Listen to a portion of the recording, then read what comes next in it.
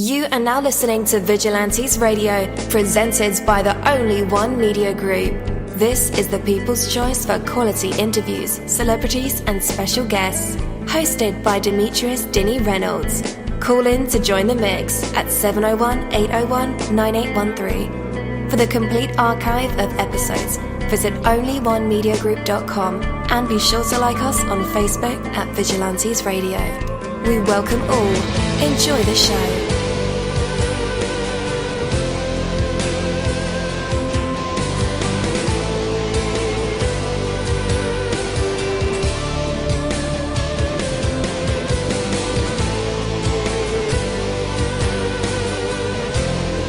Ladies and gentlemen, please welcome your host, Demetrius Houdini Black Reynolds. Enjoy the show. Yo, what is going on? You're now listening to Vigilantes Radio and Kicking It with the Kid, Dini. I'm your host, as you already know it, guys. There are over 20,000 of you guys live on the phone lines with us in our chat rooms, on the browser, Google Hangouts, Skype. What is up? How you guys doing? I appreciate you, as always, for calling in. We have a very special guest today, and can't wait to kick it off. But sometimes, guys, you got to relax under pressure. Imagine yourself in a difficult situation, okay, with your boss, your spouse, your child, or a customer who is just totally upset. The other person is very angry and tense, and you are the target of their anger. How do you react? Do you meet fire with fire, become defensive, raise your voice? Does that really accomplish anything? Have you ever thought of consciously trying to relax when the world around you is tense, upset, or irritated? When the pressure is really on, you can dramatically improve your own performance by remaining calm and relaxed. Is that impossible? No, not at all. Even if your petty level is on 1,000 like mine is at some times, but hey, I can control mine. I won't get on Facebook or Twitter and go ham on you, okay? You always have complete control over your emotions, your actions. You can choose to be angry and tense, or you can choose to be relaxed. Realize that your reaction is just that, a reaction. You are not under the control of the other person. Say it to yourself, I am going to take a deep breath, relax my shoulders, my neck, my back, and meet this situation with calmness. Rather than giving the power over my thoughts to this other person, I will keep control of my own thoughts and work to resolve this situation. Even when the anger and tension is not directed at you, an attitude of calm relaxation and control can help you make the best of any situation. Take that, guys. Take that from me, dini-mussolini. That is my word, and word is bond. You're live in the mix. Let's get this started.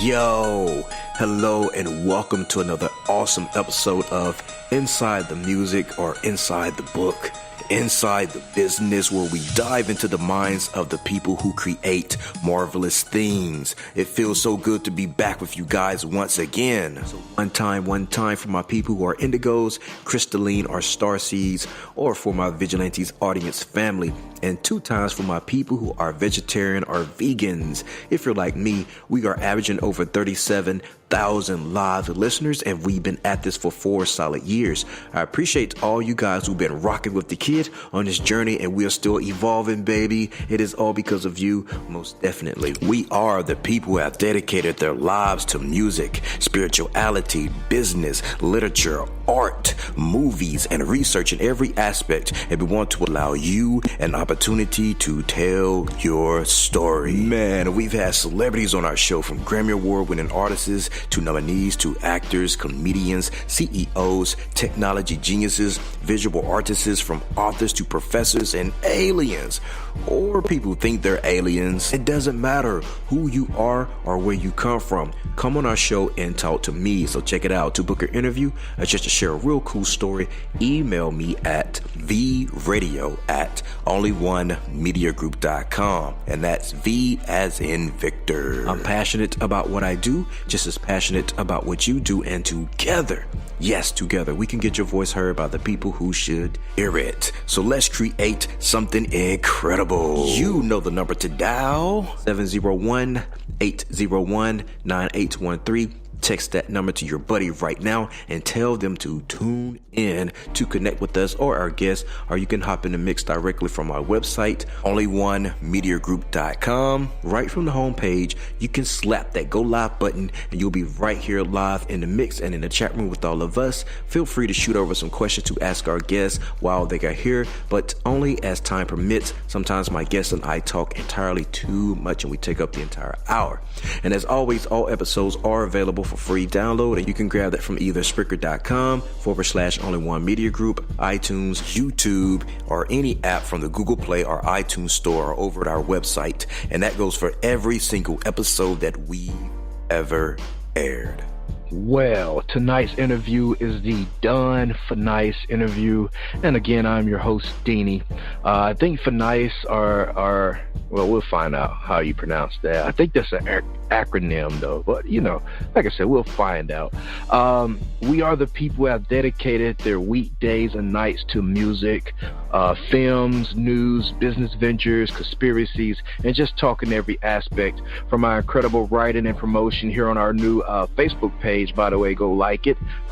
You can find it at Vigilantes Radio on Facebook, or to our interview and music show, the Vigilantes Radio, which you're on right now, or the dive into like relationships, money, news, business, spiritual living, and just comedy on our show called Skeptics. We spend each and every day giving our maximum effort to create a vibrant, exciting indie community for all creative minds that coexist in this beautiful artistic world. Our special guest today is Don F.I.N.I.C.E. Like I said, he's an independent artist from the state of Ohio. Man, I got a few friends out there. And of course, my main man, Busy Bone, is from Ohio. And so he's getting ready to set the record straight for you guys, for you confused rappers out there, in our interview with him tonight. So, without any further ado, let's go ahead and invite him on. Don, you're now live in the midst with all of us. How's it going? Yo, what's happening? Yo, what's cracking? Chilling, man. I'm feeling good, man. I'm excited to be talking to you, man. I'm excited to be talking to you. Just chilling, man, out here. I'm actually on the porch, man, just at the crib. It's a nice, cool night. We're having some pretty mild weather out here in Cleveland nowadays. Even though our Cavs, they ain't doing so hot, but it's all good, man. Yeah, man. People thinking LeBron's gonna ditch him. What do you think? Man, if I'm standing in LeBron's physical shoes and I'm looking at all I've accomplished in my, 15 years in the NBA, I'm pretty satisfied. And I'm not really looking to prove anything else to myself or anyone else, man. I've been to 8 straight NBA finals. I've been the finals MVP in each of the finals that my teams have won the finals. So, I've been the league MVP several times. All NBA. Olympian. The face of the NBA for pretty much his whole tenure in the league. So I ain't tripping, man. If I'm LeBron James, I'm like, you know what? I can take some time and just, help nurture young LeBron James Jr., that young man that's his son that's got those skills too. So right, yeah. That's a good point, man. So let's get to your name. Is it Don F.I.N.I.C.E? Yeah, it's Don F.I.N.I.C.E. That is an acronym. You were correct about that. It's an acronym. When I first discovered I was a poet at the tender age of, I ain't gonna say, I was kind of like a late bloomer in a sense, discovering that I had the poetic gift. I was well into my 20s, to say it like that, and it was something I was sitting on. I was actually living that expression he's a poet and don't know it. You know what I'm saying? So I just instinctively came up with that acronym, and it stands for freely inspiring new ideas creatively expressed. Nice. Cool deal. Yeah. All right. So before you found out that you had this amazing gift, what were you doing before that? At the time that I discovered I was a poet, man, real talk, I was a resident at a transitional housing program. I was displaced. I was like I said, I was in my 20s, and I had encountered some struggles, dealing with some habits, just put it that way, some habits that involve alcohol, and it had taken me down a path where, I needed some assistance just to kind of get myself back on the right track, Gotcha. Okay, that's a good thing, man. Better now than later, or how they say, better late than never. Yeah. I mentioned that in one of my tracks on the tape. I think I mentioned that in one song. I say, better late than not at all. You get it when you get it. I like that. Yeah. Yeah, we know a few rappers right now that are, on charts who started very, very, very late, older than, the age of 20. Let's say, 30s, late 20s, early 30s, even late 30s. So, right. It's all about doing what you feel like is your purpose and not someone else's opinion of what your life should be like, Absolutely. All right, man. We definitely appreciate you, man. Thank you for your time. I always enjoy talking to people that are in bands or hip-hop artists and projects that are just getting going, even after some time. Like the grassroots campaign is happening as, you do it yourself. The push is going and starting to really define their sound and look, just like you're doing right now. So that works out perfect. From what we've researched so far, it seems like you're already at an exciting time to be a part of the Don F.I.N.I.C.E movement. So tell us about, the very core beginnings and origin behind the person and the stage name and the music. Well, I'm excited myself. I'm excited just like you. I have a unique story, like everyone. Everyone has a unique story. Mm-hmm. But my birth name was given to me by my late grandmother, Bertha LaShore. And my birth given name is Don Cornelius LaShore, bro. Really? Wow. Yeah. And, so I didn't, being a young child, I didn't realize the implications by that. She was a huge fan of Soul Train and of Don Cornelius in particular.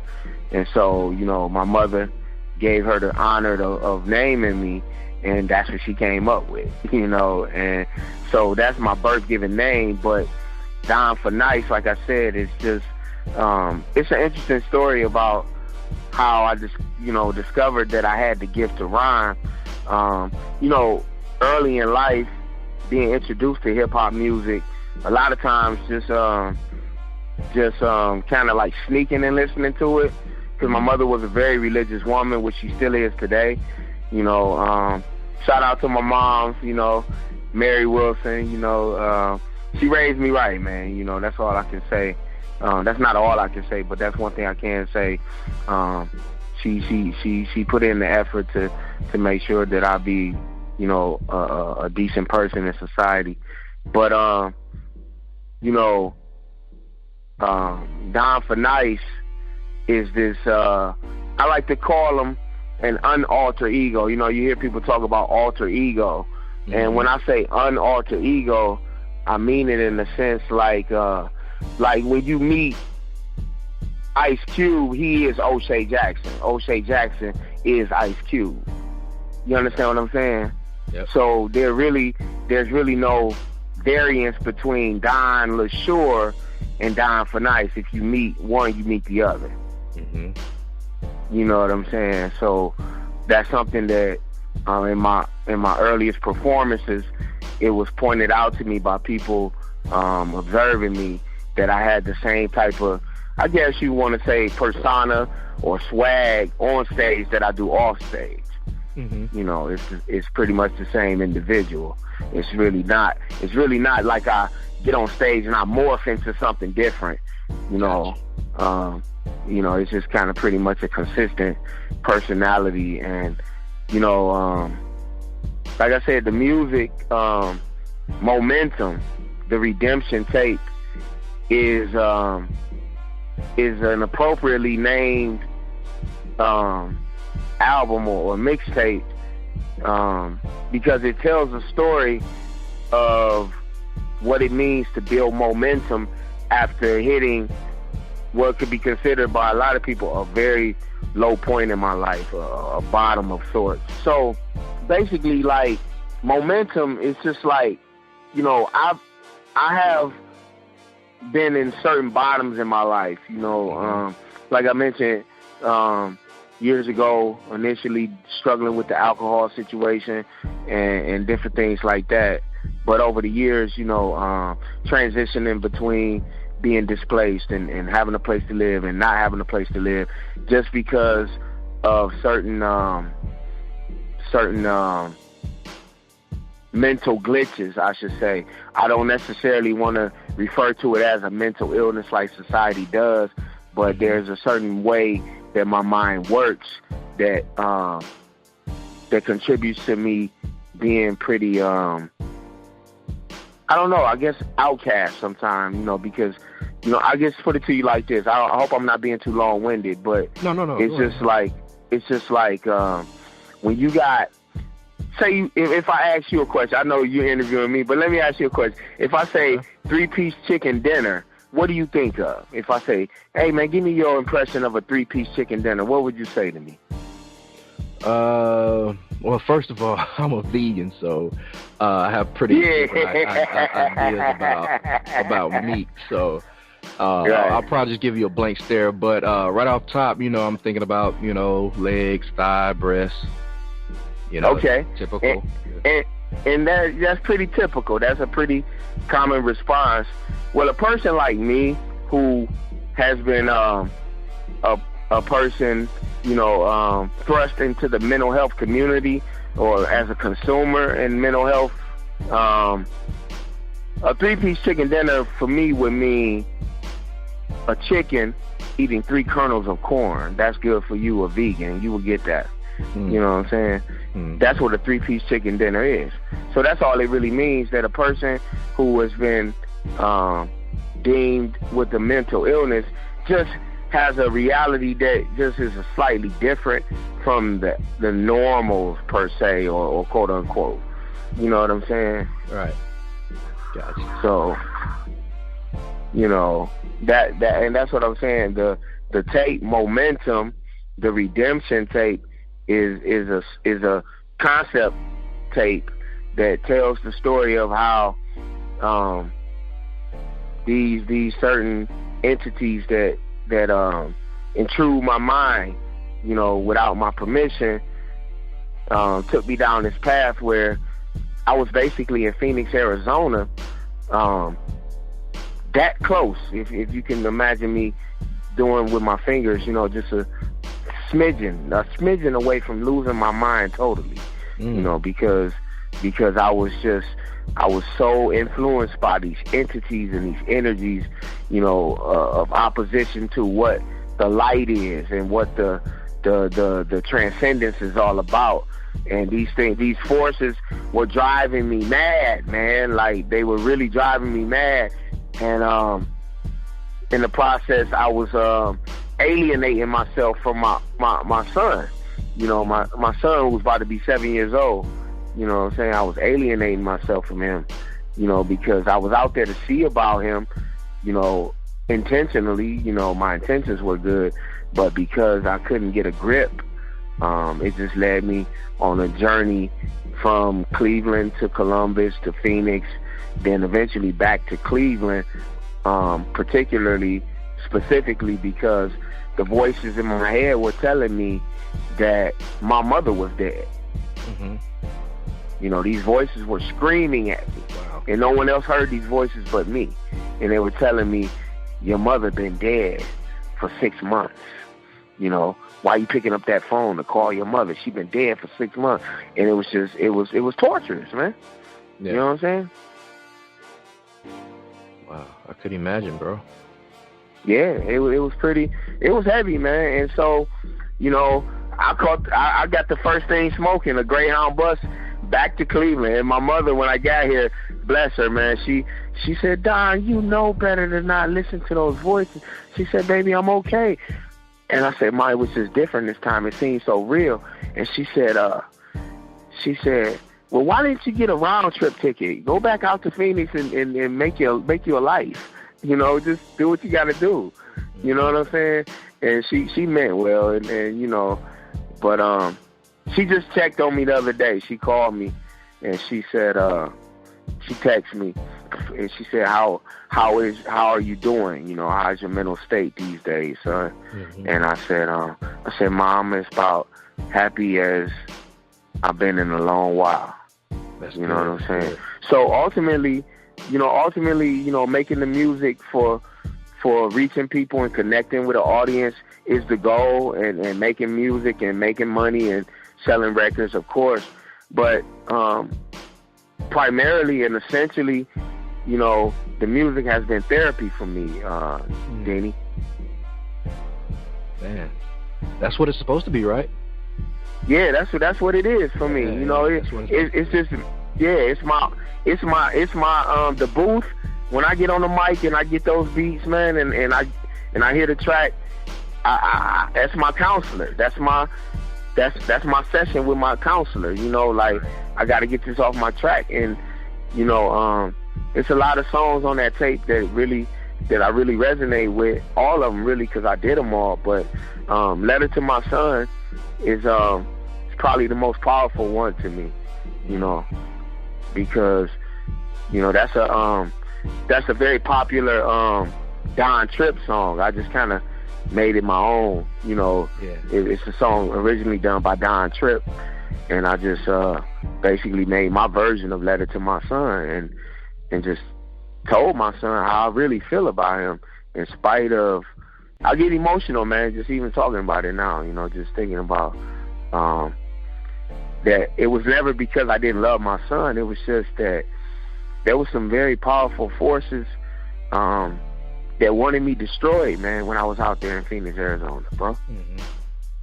You know what I'm saying? They didn't want me to, you know, these entities didn't want to see me rise above the challenges in my mind.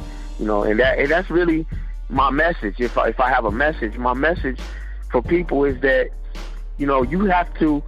A guy I used to live with in a building here in Cleveland, an old building I lived in, he said it the best I ever heard it, and it touched me and it inspired me. He said, well, Don, you have to have a mind to lose one.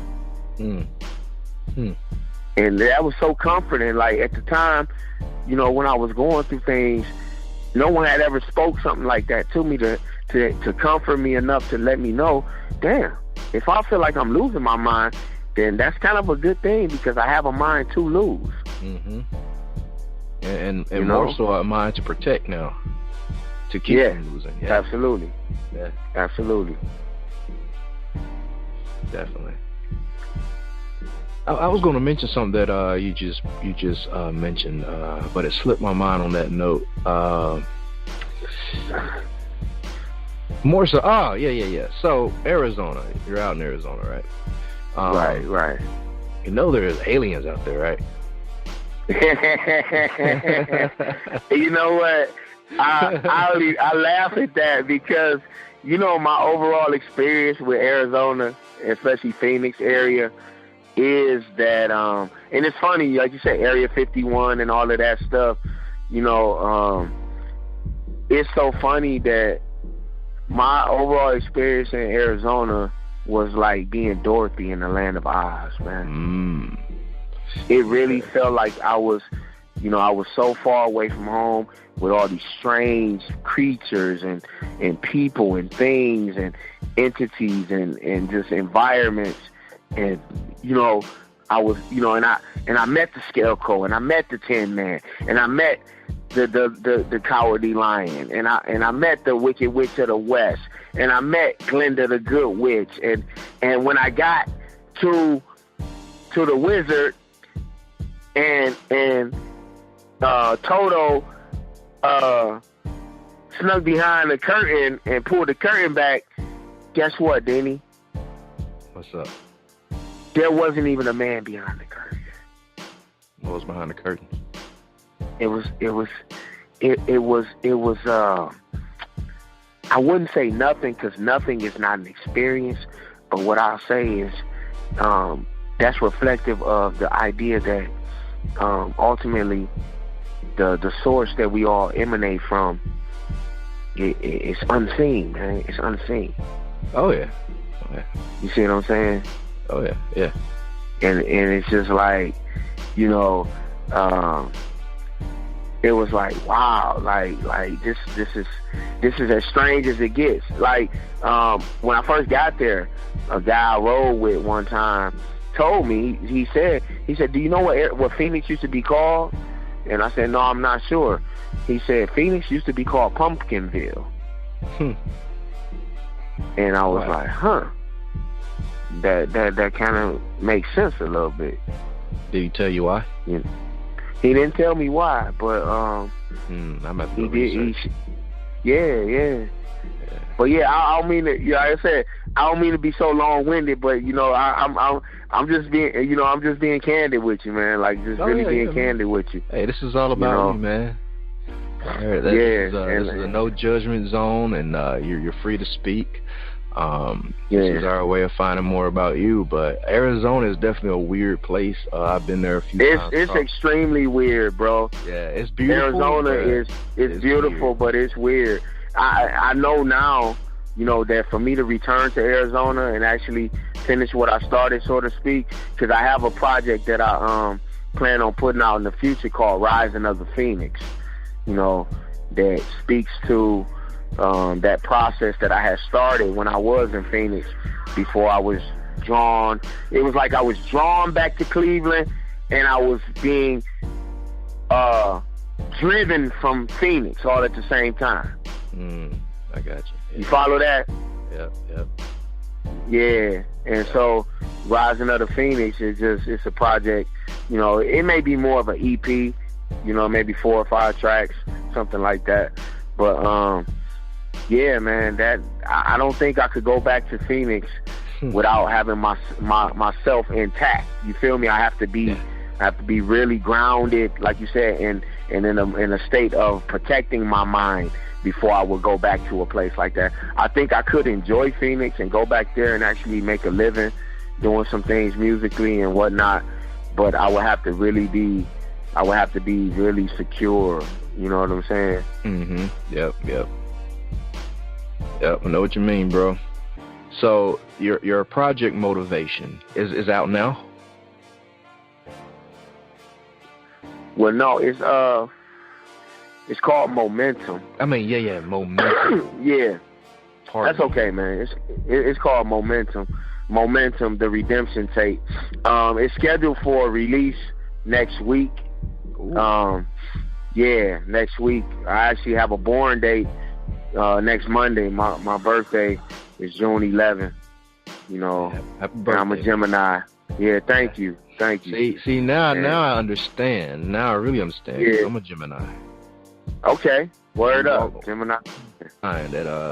That confuses a lot of people, and sometimes confuse ourselves when we can't control the duality. That's what it is, man. It always has to be a balance between the two.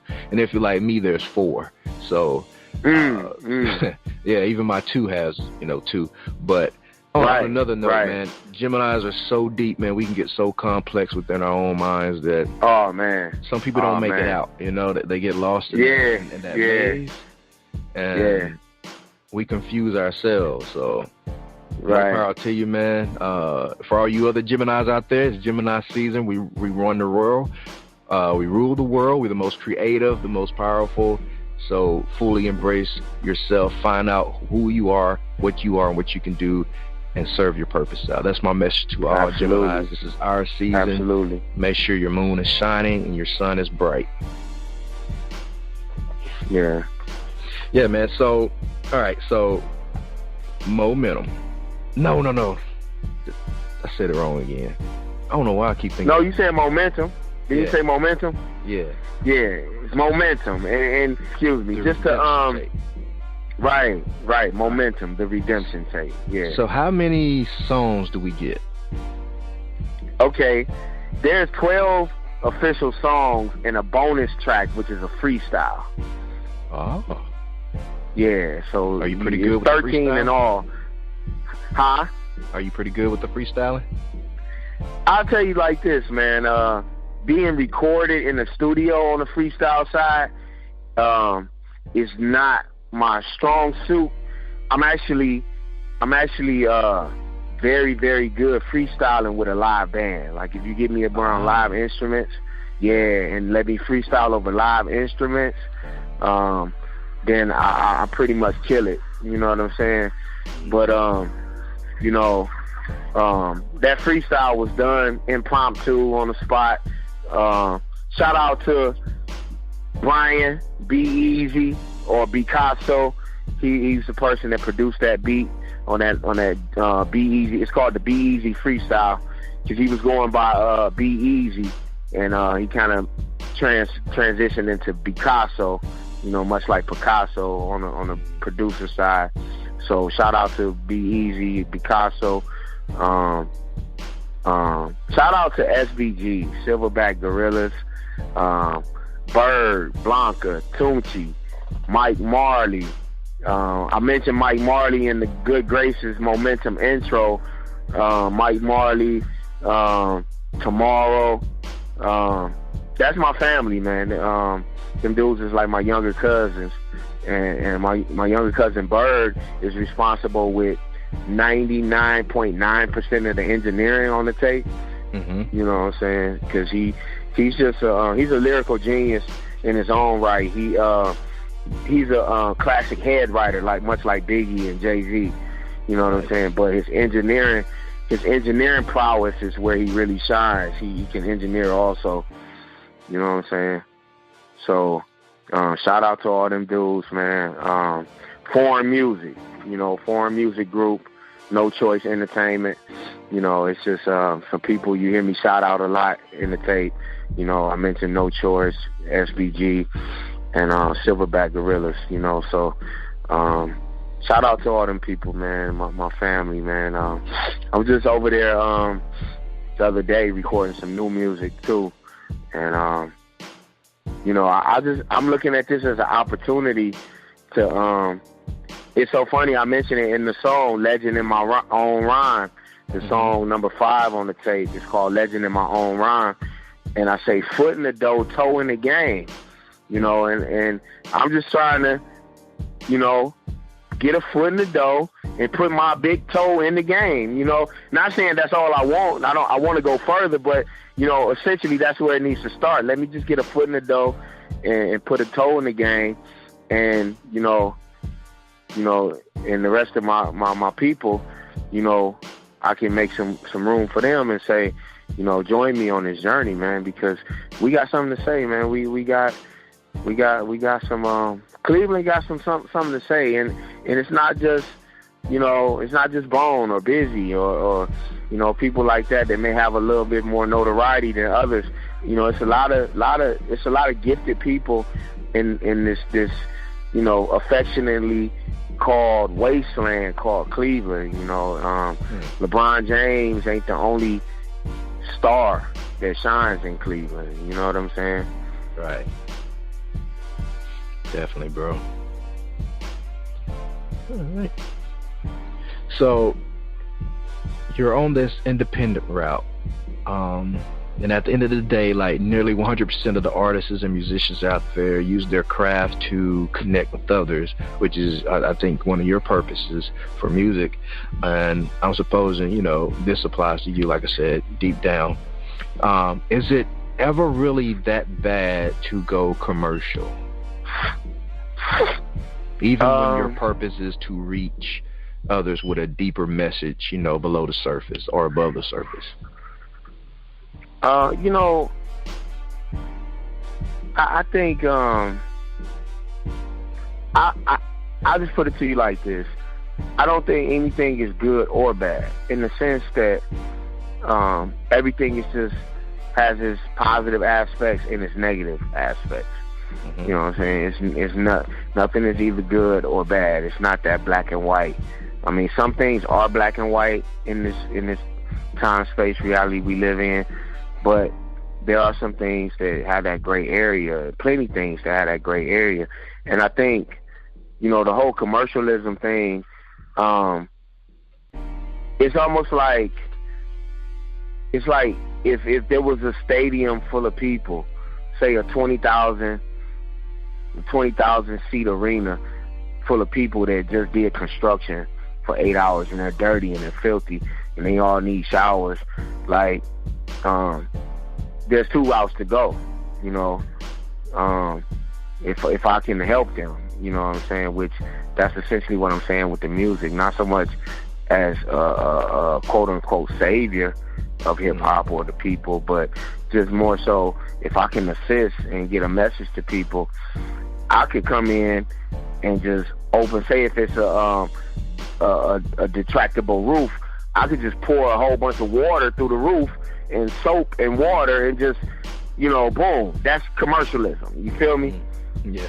That's commercialism. That's getting everybody all at once.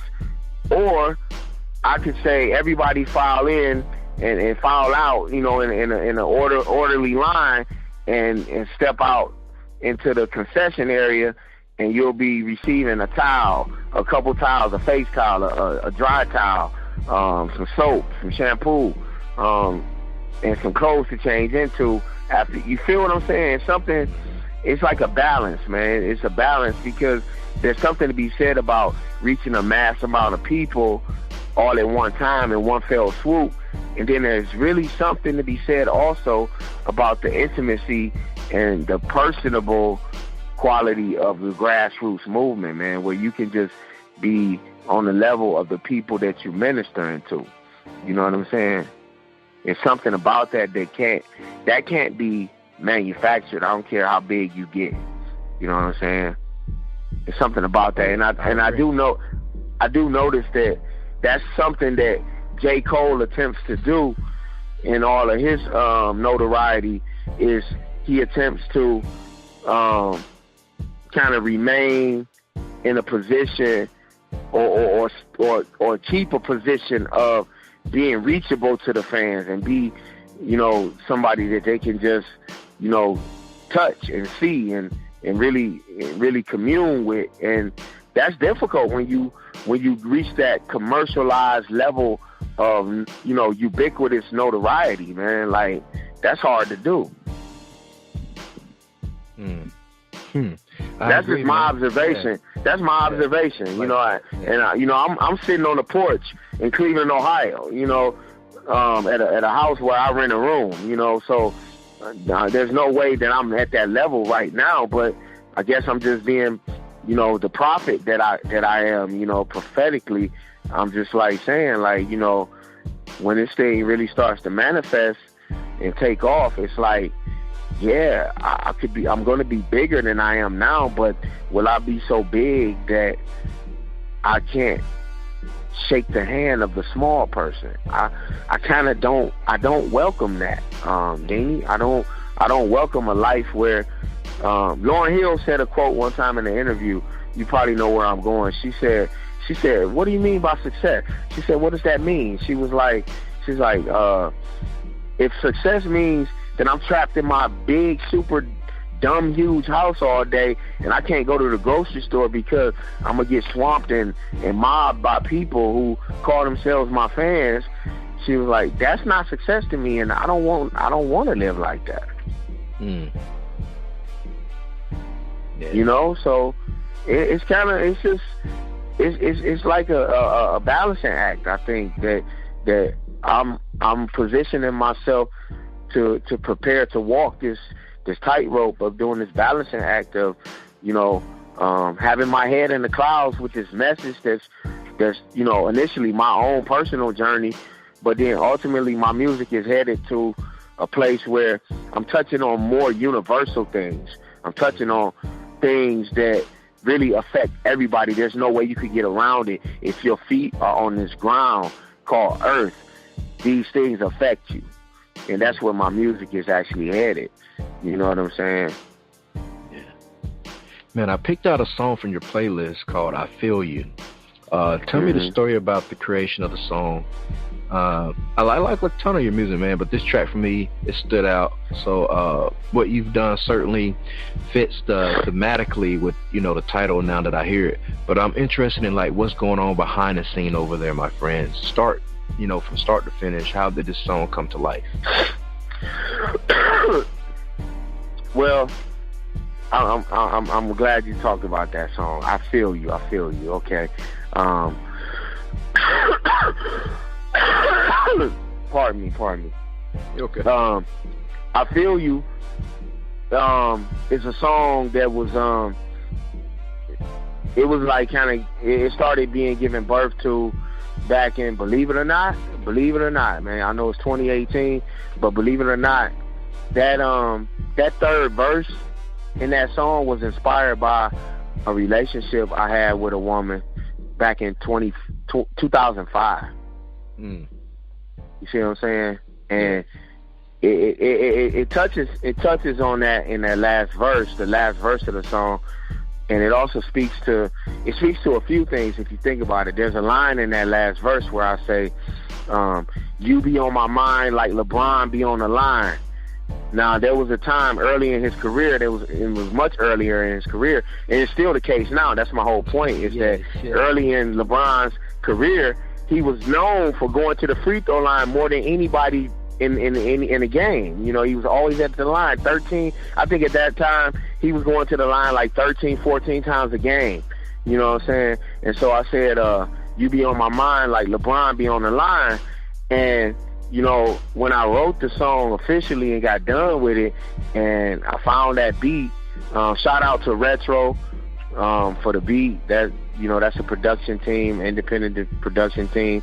Retro, they got the Freddie Jackson sample in that baby, you know, and it's just so, like, it's dope, man. But that's really, you know, the inspiration behind I Feel You is a relationship I had with a girl named Rhea. Hi Rhea Arley, you know, wherever you may be. But you know, that dissolved, that situation dissolved, unfortunately, I guess. But that and just a couple, the first two verses came from early writings that I did as Don F.I.N.I.C.E, as a poet. Things that, you know how, like, when at least for me, when I discovered I was a poet and I started writing rhymes, I had a great memory. I could remember a lot of things I was writing. So I would spit on the spot for people and just spit rhymes. Like, I'll just start, like, I'll be in a barbershop cutting hair because I'm a licensed barber. That, I guess I was kind of saving that for the last part, you know, but that's what I do also. Some people know that, you know, I'm a barber. I'm a hell of a barber. And, you know, I would be in the barbershop cutting hair, and I'll spit a flow while I'm cutting somebody's hair or in between cut, and I would remember these rhymes, you know, from stuff I had wrote. And, you know, it's like, man, those first two verses of that song were just verses that were from my memory. And then when I heard the beat and I found the beat, or I like to say it found me, that's how a lot of those beats, you know, sound so organic with my sound, because they just find me. I just scroll through and I listen to beats and they seem to match what I'm trying to say for the moment. And anyway, so like these flows were already in the atmosphere already, so to speak. So I just collabed that with the third verse and just mixed it all together. And the hook, that like I said, it's so amazing to me, man, when I think about it. The hook was written in 2003. That last verse for that song was written in 2005. And the first two verses of that song were written in 2002. Real talk, man. That's no shit, man. That's no bullshit. That's great, man. Wow. Yeah. And so, you know, when I say that, when I tell you that having what's called a mental illness or a mood disorder is a gift, that's exactly what I mean, bro. Like, it's not a debilitation. It's a gift. Yeah. You know? And I feel honored, man, to be talking to you. And I'm not going to make this the mental health moment, you know, but it's just, I feel honored that you allow me to have this platform to really speak on how the stigma of people who get diagnosed and thrown into hospitals. You know, I've been in every psych ward in Cuyahoga County, Dini. In Cuyahoga County, Ohio. I've been in every psych ward at least twice. Over 22, 23-year period, bro. You know what I'm saying? So I understand what it means to have a struggle with brilliance and madness, genius and insanity, so to speak. Mm-hmm. You know what I'm saying? I know what that's like. You know what I'm saying? Yep. Do you still wrestle with that nowadays? It's actually like I said, it's at a place right now, man, that most of the time, you know, most days, most moments of most days, I'm so good, man. Like, really, that's what, when my mama texted me the other day, I said it sincerely. I said, I'm good, Ma. And I was like, really? I said it, and I emphasized really. I said, really, Ma, I'm good. Like, because I haven't been talking to her a lot lately, but she just checks in on me. And I found out through my younger sister that they strolled through the hood where I'm living, just to see where the place was, the house and everything, and just kind of spied on me a little bit, you know, Mama. You know what I'm saying? And it's just like, that's cool, you know, that Mom's just like, okay, at least I know what the house looked like, where he lived, and, you know, he ain't called me in a while. Because it's almost like, you probably can feel me on this. With me and my history with all this stuff, no news is good news. Yeah. Feel me?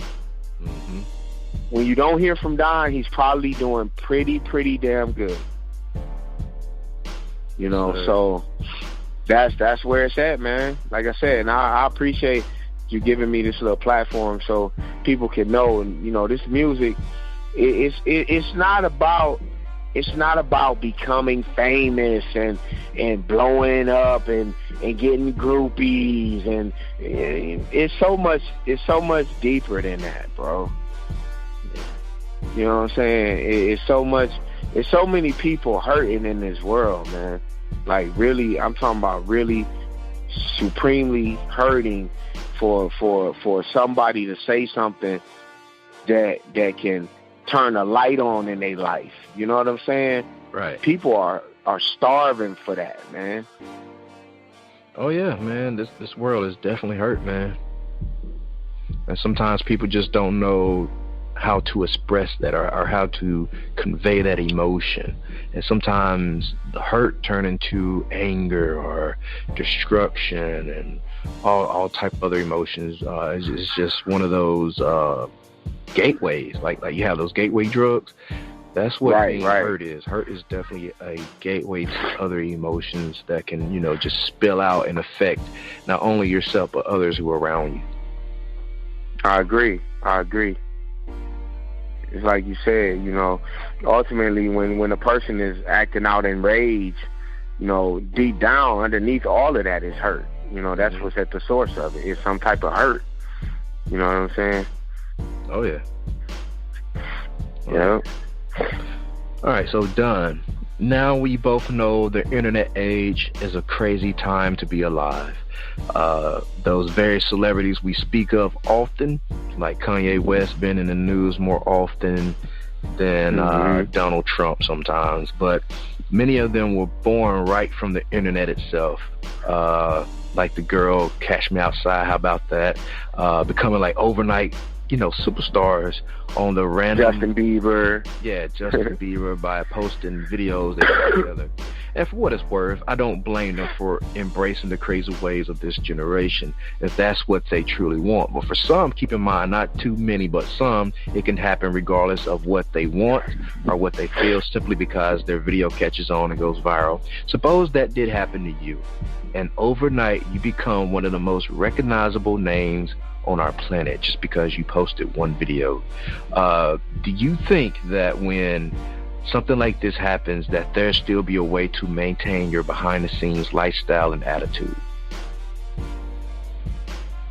First of all, I'm gonna say this, man. Shout out to Kanye West. I haven't heard the new album in full just yet, but he's a Gemini also. Kanye's a Gemini, so. Oh yeah.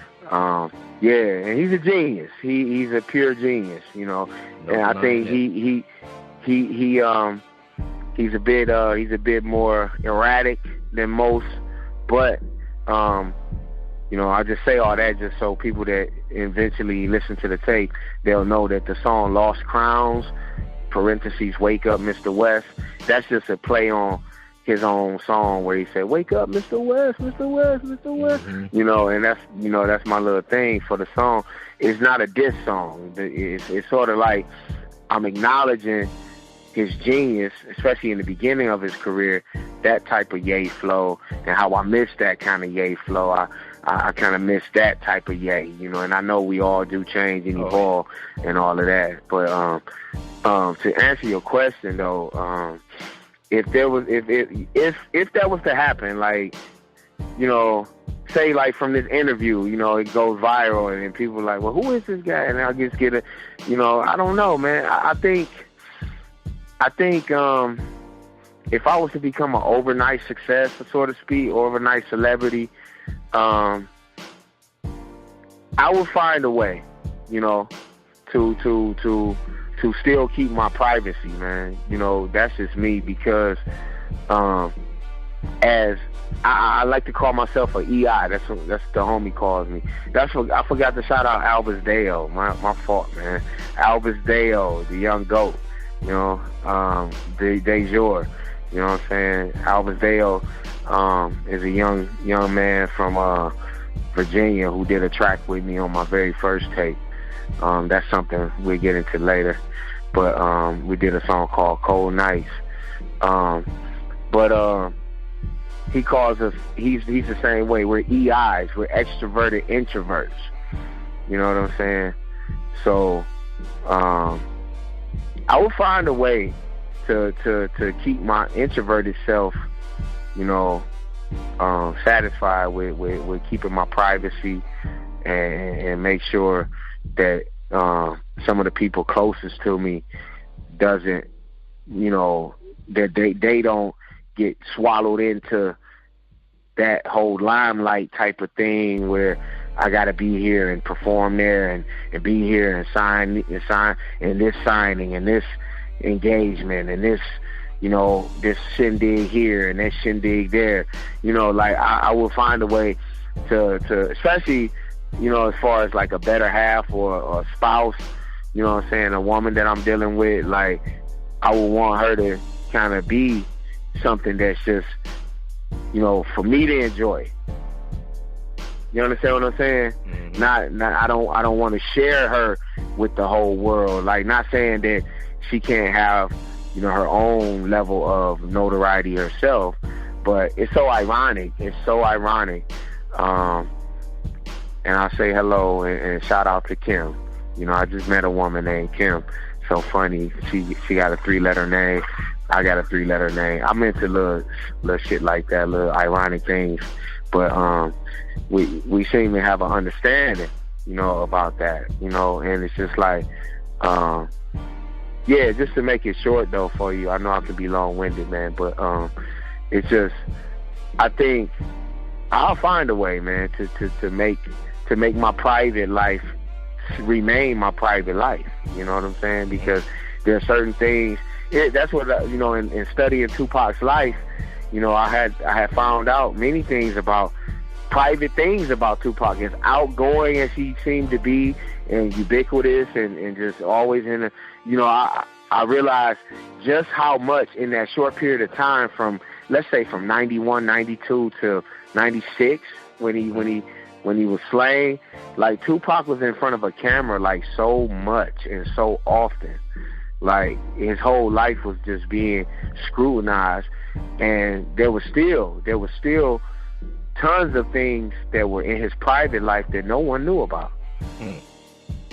You know what I'm saying? That's what I've discovered in my research of the man's life. You know what I'm saying? Yeah. Stuff like what? I'm not saying that I'm privy to this information. I'm not saying nobody else can not find these things out. But Tupac was married. You know, he had a wife. You know what? Yeah, Tupac had a wife, man. He was married. You know, he had a woman that he married, I want to say back in like 95, and no one ever seen this woman.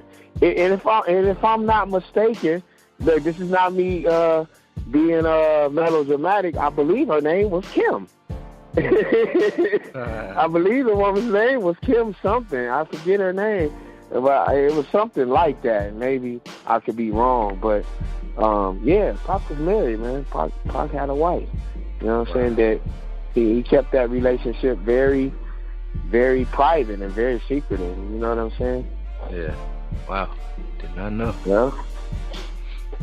But I think for the people like that, you know, like you said, the ones that kind of live their life in the spotlight and public figures, it's important that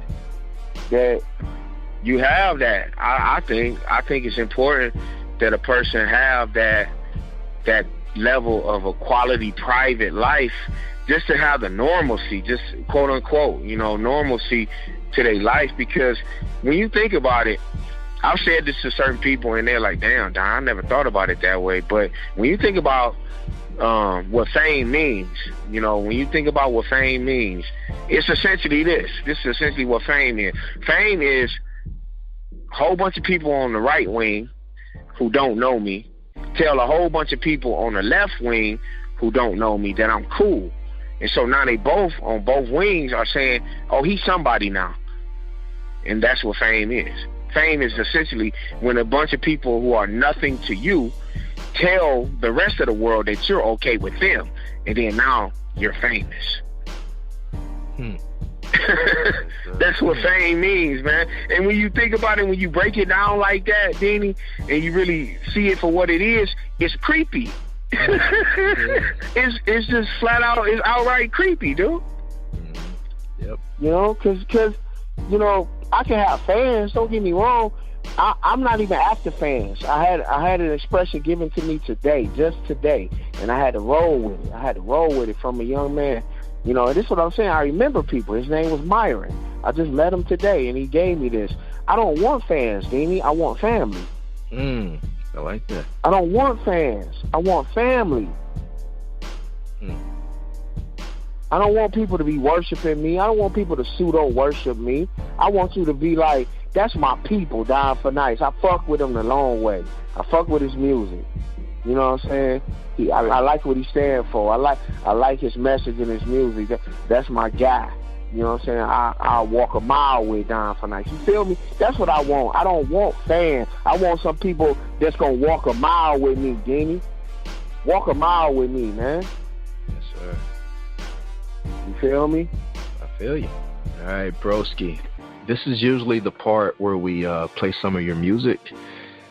But unfortunately, I guess your manager didn't send anything over.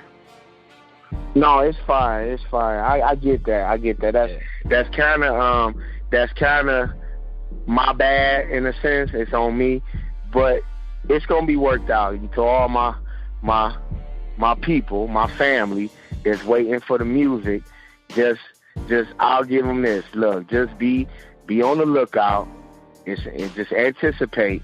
You know, like you could.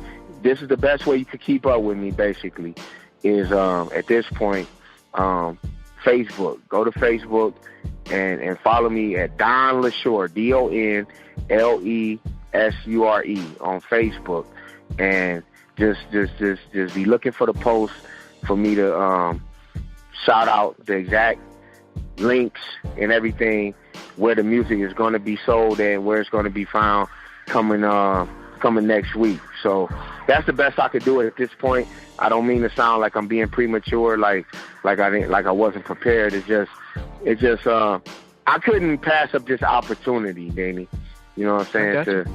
No doubt. You know what I'm saying? I couldn't pass up this opportunity to at least have, a bit of a platform and at least talk about the music and talk about, the inspiration behind the music. You know what I'm saying? And that's what it's all about, man. This is our Inside the Music series. It's not necessarily about the music itself. It's about the artist and what goes on behind the scenes, or why we do what we do, why we write what we write and say what we say. So definitely, man, we done plenty of shows without music. But hey, if you really want to set the record straight, actually have an instrumental, freestyle.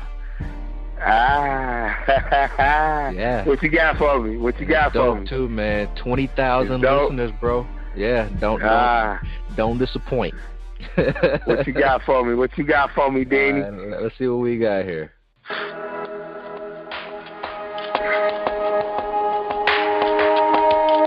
Okay. Yeah.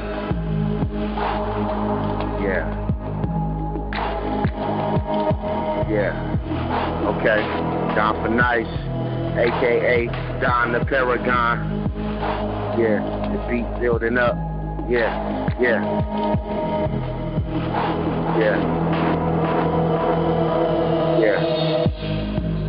Got the sun for the day, the moon for the night. Don F.I.N.I.C.E, every time I recite, I'm on the mic, not living up to the hype. All day, all night, I'm all right. All tight like some nap ass. Pass the Glock and the 9, no, I pass. I'm trying to uplift my people to let you know we all really regal. I'm hearing the beat as it sounds out in my mind, in my eardrums, and I'm bound to be out on a flight or two to a German country in the European land or area. You know I might bury ya. I'm not trying to disappoint, I'll marry ya. The K to the I-M, if you're the type one, yeah, with the waist slim, and the fat old rump, yeah, she's thick in the side, chocolate, until you chump. They try to sweat me and try to play me close. Gotta let you know, I'm the host with the most. I am an MC for real. You dudes do not feel how I feel. I don't gotta have mass appeal, and I do without a deal. And I still be in the league, and still. Just a little song, little song come off the dome in the moment. Hey, like I said, y'all, look, momentum, the redemption tape. I like that instrumental too. It was kind of dark and epic in a way. It was kind of like that. Oh yeah, like that too. But you kind of picked the perfect one. I think I heard that instrumental before. Who is that? I think that was produced by man. I think I heard that before. I don't even know. It coincide with stuff though, Oh yeah. But like I'm telling y'all, man, momentum, the redemption tape. Look, from top to bottom is it's an instant classic. The way I see it. Not to be all super duper braggadocious, but I think it's like Raphael Sadiq. Remember he made the album Instant Vintage. Mm-hmm. You feel me? It's just instant vintage. It's like, because it's very influenced by the golden era of hip hop, and you can hear that if you listen to it. But it's still something, about that kind of music that's influenced from the golden era of hip hop, the early 90s to the mid to late 90s, is that music is timeless, man. Like, even though it may be what some of the young folks considered, you old school, it's like you could pop this shit in, and if you at least 25 years old, you're gonna be like singing every word to it. And that's what I'm saying. Like, my music I just make music that, like I said, number one is therapy, and number two, I'm making an effort to make music that 20 years from now, if I'm hitting or not, if I'm in the spotlight or not, you know, much like I always think about her. I always think about Sade. Sade is the quintessential artist to me that represents what it means to just be so in tune with the difference between fame and real reality that she can drop an album every 10, 15 years and just go back into hiding and then come back out, drop an album, and it go platinum, and then she just do her thing for that little while, and then she back to living her life. You know what I'm saying? Like, it's like I want to make music that when you play it, when I'm 70, 80 years old and somebody playing my music, it's going to be relevant because the message is a timeless message. It relates, it transcends generations. You see what I'm saying? It's not gonna get played out in a sense. You know what I'm saying? Right. Yep. So. Well done, man. You made history, man. You were the first person to ever freestyle to a beat on this show. Everybody usually does acapella. So yeah, you did something special, man. That's dope, man. You set it up, though. It's good looking, bro. You set it up. We had to make it right, dope. Man. Didn't have the music, dope, but at least we made history, right? Yeah. That's dope, man. I appreciate it, man. Like I said, I hope everybody who I gave the plug to check in, you know, to this interview, really, I hope y'all listened and tuned in. If I got to you too late in the past few days to tell you where to catch the interview, I do apologize. But I hope all the people who I really wanted to hear the interview really heard it. Shout out, much love and respect to my brother, my big little bro. This is my younger brother, Mar, my baby brother, who is my number one fan on this earth besides me, man. You know what I'm saying? This guy, I love you. You know what I'm saying? You my heart, man. Like, you know, I heard something over this guy, man. You know, this is my brother, man. And we had a little situation recently that I disappointed him, you know, in something, and I just want him to know. I want you to know, bro, especially if you tuning into this interview, that I'm gonna make it right. I'm gonna make it right with you, and we gonna journey with this stuff, man, with this movement, the Don F.I.N.I.C.E movement, you know, the Momentum movement, Foreign Music, you know what I'm saying, FMG, Foreign Music Group, SPG, No Choice, High Artist, that's my son. He'll be 7 in August. How you doing, baby? Shout out to my son, and shout out to Dominic and Jennifer, and she'll know what that's about, you know. So, yeah, I appreciate you, Dini, having me on, man. No doubt, Don F.I.N.I.C.E, everybody. Oh, one more time, man. Give people that link so they can link up with you. Yeah, you can find me, man. Check me out on Facebook. It may even seem kind of archaic nowadays, but, you know, I guess I'm old school for real. But Facebook, go to Facebook and look up Don LeSure, DonLesure, Don LeSure on Facebook. You know what I'm saying?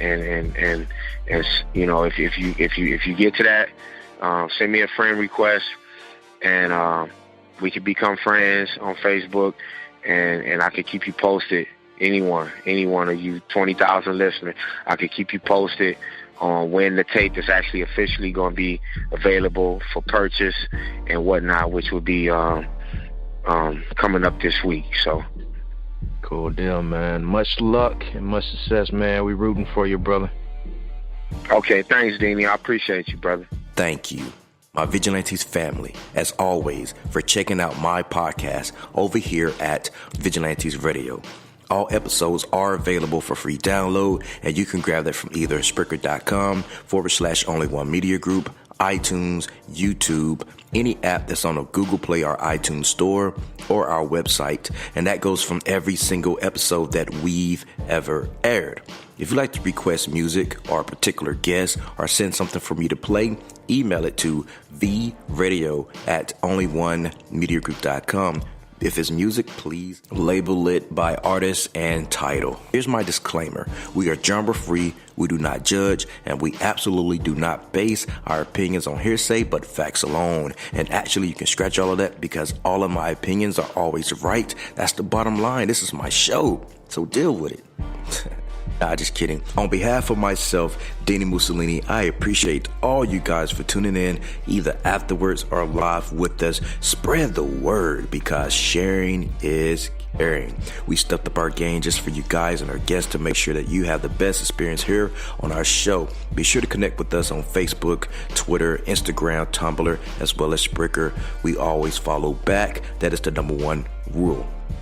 Okay, well, just remember to be yourself and be absolutely great at just doing that. Avoid being too comfortable because you're messing with your potential when you do that. Peace and have a good night.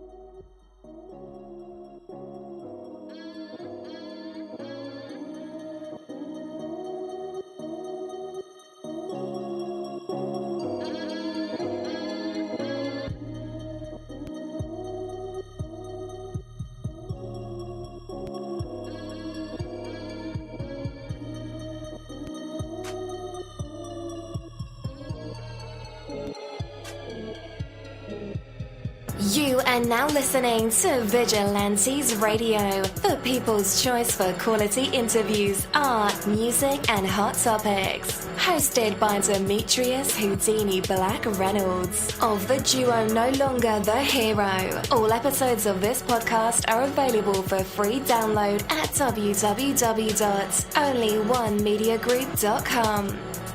This is a Seventh Sign Regime Rebirth Worldwide Syndicate exclusive.